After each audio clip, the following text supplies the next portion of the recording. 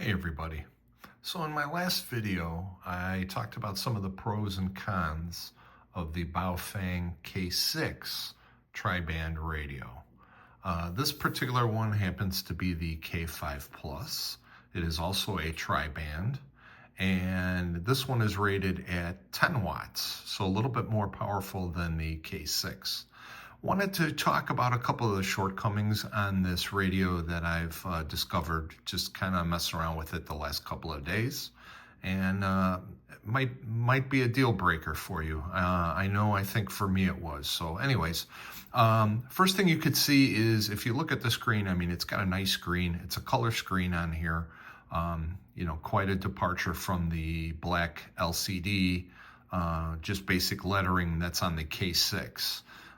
It does have the dual watch, the dual frequencies that it displays.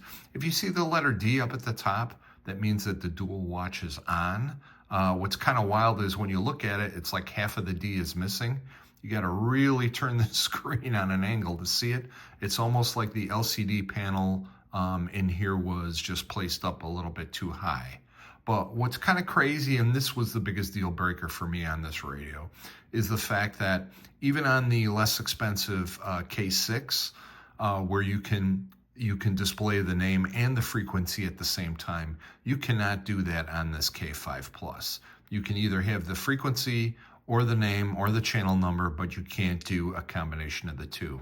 And even if I were to go in the menu here, if I go in the menu, here's a menu that says TDR. Right now it's on. If we go to, I think we hit menu again, now on is flashing. We will change it to off, hit menu and exit. If you notice that little D on the top is gone. However, it still shows the two separate displays. So what you could in theory do is change your top frequency to display the name, change your bottom frequency to display the change your bottom display to display the frequency, and then see both of them. The problem is when you change the channel, it will only change one of them and not both. I know on the Baofeng, I believe it's the GMRS V2. That one you can display both lines, and there's a sync option in the menu that you can turn on. So when you change the channels, it keeps the name and the frequency in sync as you're switching through the channels. Unfortunately, this does not, and that's kind of what gets me here is on the fact that, on the cheaper K6, you're able to turn off the dual watch and display both the name and the frequency at the same time. So that was kind of a bummer. The other thing is, I don't know if you can see how well in here, when I screw down, this is the standard antenna that comes with it.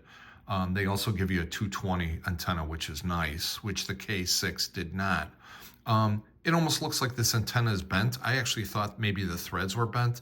And let me turn it, maybe you could see it a little bit better this way. You see how it's cocked to the left? Watch as I turn it. This whole base of the antenna goes back and forth. It's not straight. And actually, like I said, I thought it was maybe something wrong with the threads, but it's just the antenna that they supplied. This is actually let's see if we get focus on this. This is actually the 220 antenna that they give you, and it's labeled as such. But this one, as you put it on, yeah, it doesn't have any of that crazy wobble on it. And it's perfectly straight. So nothing wrong with the radio, but yeah, this base of this antenna is bent. That's another reason why this will go back. And then just the one other thing I had noticed here, just even on the build quality, when comparing to the K6, this push to talk button, when you click it, it seems very cheap. And don't get me wrong, I know this is an inexpensive entry-level radio, but compared to other Baofengs that cost this much or even less, just the quality seems to be not so great on here. This one too, the belt clip actually screws onto the radio on the K5 Plus versus on the K6 I had shown you on that video. The belt clip actually slides onto the battery comes on and off really easy, but you know, that's one other thing. This does have the USB-C charging, which is nice right on the battery.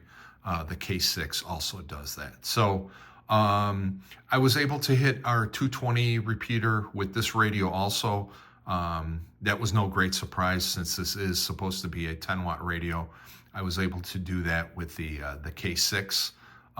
So there's a little bit of drawbacks. I mean, it's kind of, you know, with the K6, it's nice because you've got the dual frequency display. They don't give you a 220 antenna, which is a drawback. The display is a little bit more simplistic, and it is less power. This K5 Plus does have more power. It's the 10 watts, but like I said, I'm kind of disappointed in the display because you can't display all that information at one time. And then, yeah, this antenna quality, even if I decided to keep this radio, I would have sent it back and asked for a new one. So anyways, I hope that helps you a little bit more. You know, both of these are really inexpensive, probably a not bad radio as an entry level to get into and mess around with. So I hope that helps you guys out. Thanks again for watching. We'll see you on the next video. Bye-bye.